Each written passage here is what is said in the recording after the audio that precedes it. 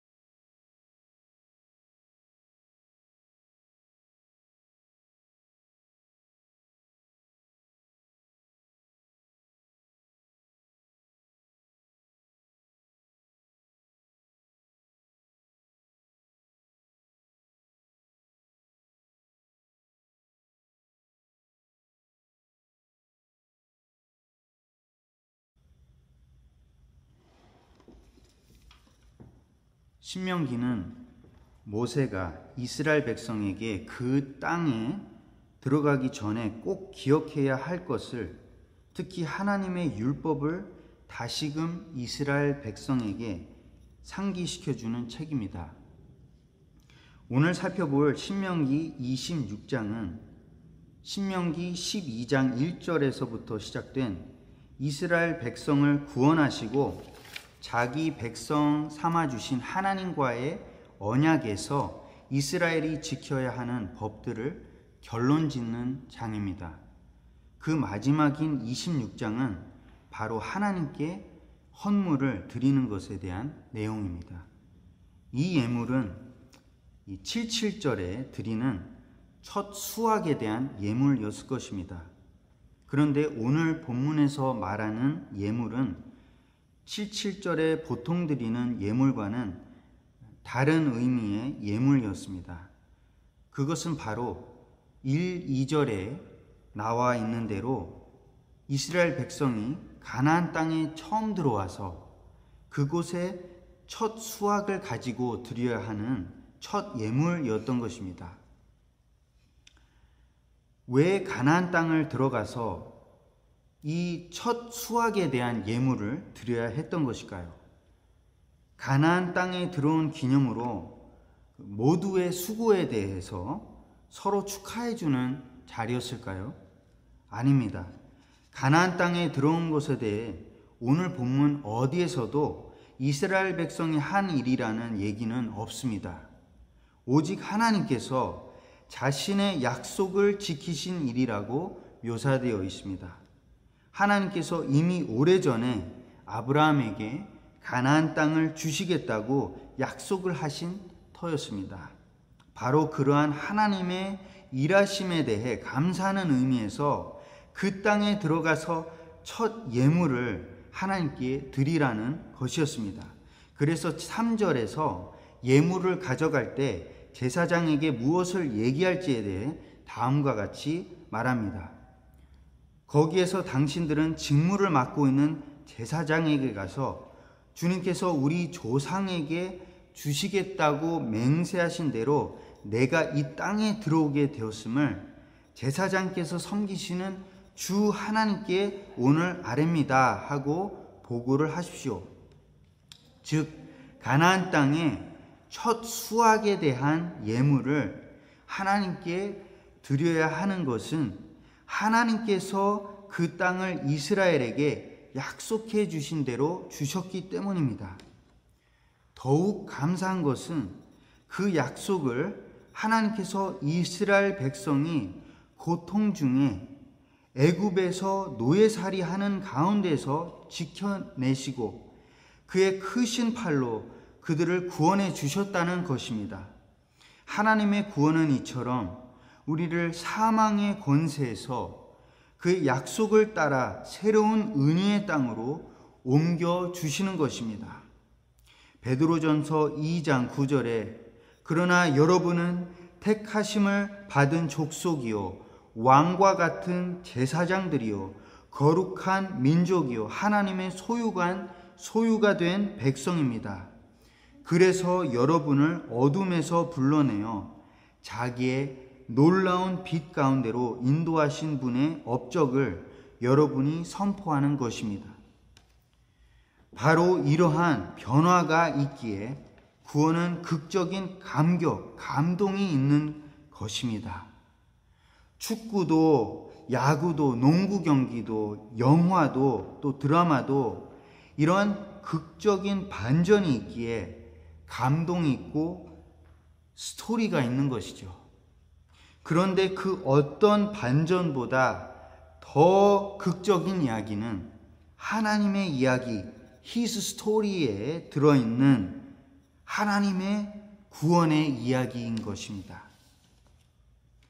가나안 땅에 들어가 첫 수확에 대한 예물을 드리는 자는 그 극적인 구원을 5절에서 9절과 같이 기억해야 했습니다. 당신들은 당신들의 하나님 앞에서 다음과 같이 아뢰십시오.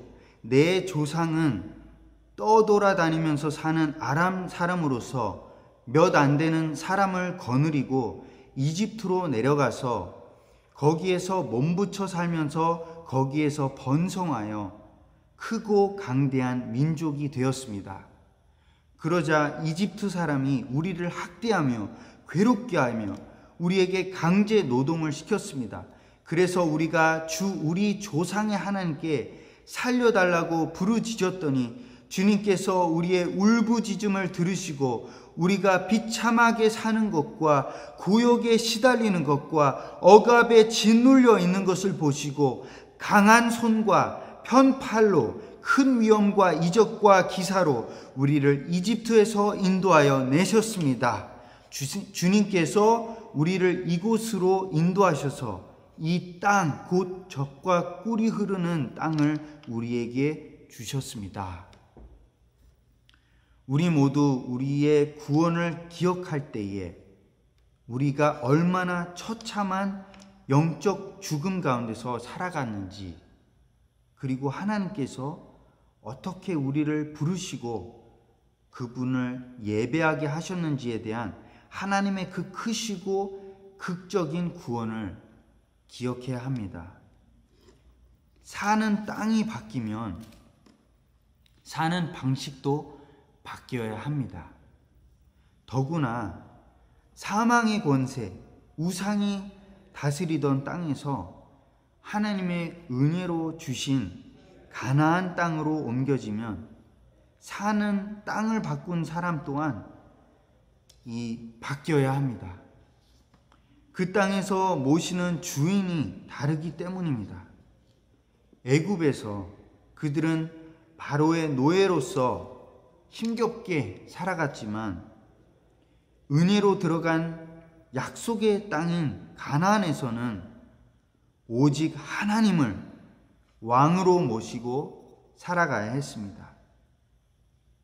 그래서 애굽에서 가나안 땅으로 옮겨진 이스라엘 백성은 애굽에서 살던 방식과 완전히 다른 방식으로 살아가야 했던 것입니다.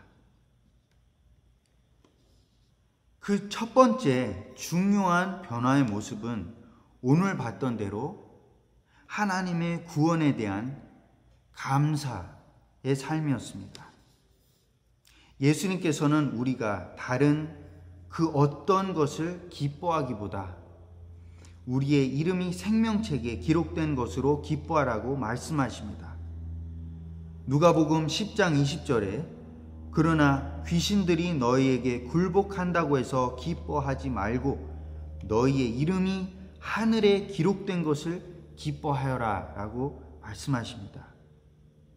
가나안 땅에 들어가서 77절에 드리는 첫 수확에 대한 이 예물은 하나님께서 그들을 애굽에서 구원해 주셔서 약속의 땅으로 인도해 주신 데 대한 감사의 표현이었습니다.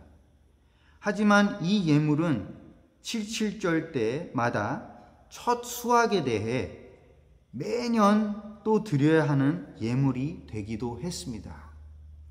다시 말해 이스라엘 백성은 가나안 땅에 들어가서 약속의 땅을 받은 것에 대해 첫 해에만 감사해야 했던 것이 아니라 매년 감사해야 했던 것입니다. 수확을 할 때마다 그 수확에 대해서뿐만 아니라 그렇게 수확을 할 수 있게 된 근본적인 이유, 즉 하나님께서 그들에게 이렇게 하나님을 섬기며 또 농사를 지을 그 땅 자체를 주신 것에 대해 그 큰 구원과 약속을 지키신 것에 대해서 감사를 해야 했던 것입니다.